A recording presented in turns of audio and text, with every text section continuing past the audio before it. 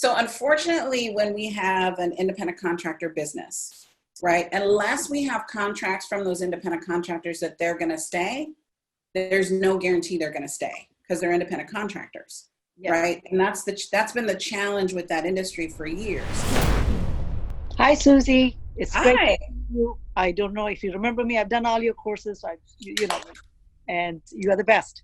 Um, so now it's time for me to get retired. I'm a manicurist who owns a full service salon in right close to Google in Mountain View. I've been working in Mountain View since 1988, and I have an all booth rental. I'm a manicurist, 9 hairstylists, which is right now I have only 5, and then I have one massage guy and a part-time facial person. Airbrush tanning is not happening right now. So I really wanted to sell the salon. I got a lease, really great lease, great shopping center. And how do I bring a good quality booth renters before I sell it? And that's what I'm struggling with. Okay, so you want the good news or the bad news? Both. Bad first, because I like to see what I'm avoiding, what is not working, so I can, you've been my coach. I'm not going to avoid and put a sheet over my head. I'm going to face head on. Okay, great. So unfortunately, when we have an independent contractor business, right, unless we have contracts from those independent contractors that they're going to stay, there's no guarantee they're going to stay because they're independent contractors. Yes. Right. And that's been the challenge with that industry for years. And so again, I'm speaking to Tanya. I think this may not apply to you, but I want you to look at, we're all working with independent contractors. Megan is an independent contractor. Jill's an independent contractor. Josie's an independent contractor. So it's the same in my business. So if I'm going to sell my business, I need to get contracts from those people to say they will stay a minimum of 6 months. Right. So if we do this, so that one, there has to be transparency. To go, my business is up for sale. First of all, I'm going to ask the people that are in the business, do they want to buy it? Right? I did. I done my Nobody wants to buy it. No. So then the second thing I want to do is I want to get agreements from them that they'll be willing to stay. 6 months is a long time. They might do 3 months. And then it's up to the new owners to keep them. That's not my job as the business owner. I'm selling you the business, right? Because really, we're landlords. Right? There's not much to sell but furniture.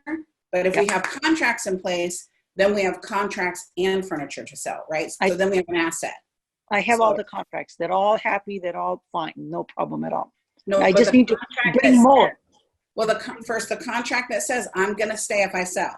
That's a different contract than just an independent contractor. That says, here's what I want to do. Can I get your agreement? I would say 6 months. If I was a technician, I'd push back and say, I'll give it, 3 months. But we're not going to tell them that. I'm just saying that's my backup strategy in my head. Say 6 months to a year, because we can't say how that new owner is going to be. The second thing is, if I'm hiring new talent, we need to look at what makes us different as a business owners. Right now, talent is a high commodity because people have been laid off. There's some really juicy talent out there right now. Because everyone's being laid off. I have people coming to me every single day saying, do you need help? Do you need support? I got laid off. Here's my skill set. Here's my resume. So what can we offer in our businesses that's sexy, that's opportunity, right? Mm-hmm. So for you, it might be in that industry having a month free rent while they're building their business, right? We have to look at the long term of that. We have to make sure that first, our rent is take care of you and taking care of that new business owner, right? Mm-hmm. So let's look at that. But let's look at what other incentives can we give, right? Look at, because it's real estate, look at what real estate holders are doing to get tenants in the door, which is usually upgrades, right? Tenant improvements. Yes. So what tenant improvements do they need to come into the business? Now, you go, well, I don't know what that would be. Well, I don't know. Do they need shears? Do they need new equipment? Can we have an equipment bonus for them? And they sign a year-long agreement to stay for a year, right? So can we do advertising for them as part of their bonus incentive to come into the business, right? So I want you to be creative out of the box and look at other industries to go, how are we getting signing bonuses, right? Okay. So signing bonus would be free rent. Signing bonus would be equipment bonus, education. We can't pay for their education, but we can say it's a signing bonus, Got Because it. if I pay for their education, then they become employees, right? Mhm. So I can't pay for Megan's education. She's an independent contractor, but I can give her a bonus so she'll go take a class if she wanted. Got it. Slight distinction goes back to Gary's question. Slight distinction when I look at how do I can write that off as a bonus to Megan, Mhm. right?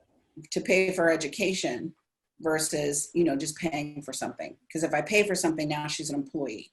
That one thing I would make her an employee, then I would have to go back and pay employment taxes on Megan for how long have we been together? 3 years, 5 years, right? Nobody wants that. 7 years, right? That's a long time, 7 years. Nobody wants that, right? So very fine line when we have independent contractors versus employees. So the cleaner our agreements are, if we can get them to sign a signing agreement to stay for the new ownership, and then how do we make that sexy? And then Susie, so that's the advertising and word of mouth.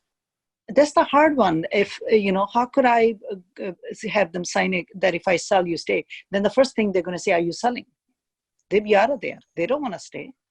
Well, you already said you asked them if they wanted to buy.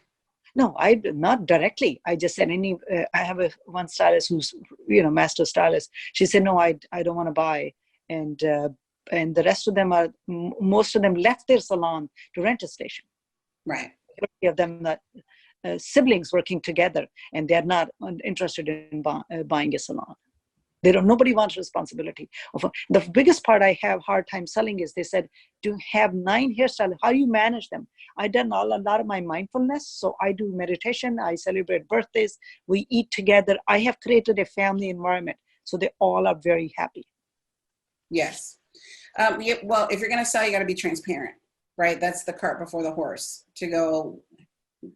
We want to create a relationship with trust. We want to create a relationship where they're not going to leave, and that's the risk we take if we want to sell. I know it's scary, but we've got to have an open conversation. And I guarantee you somebody in there wants to, they just don't know how to.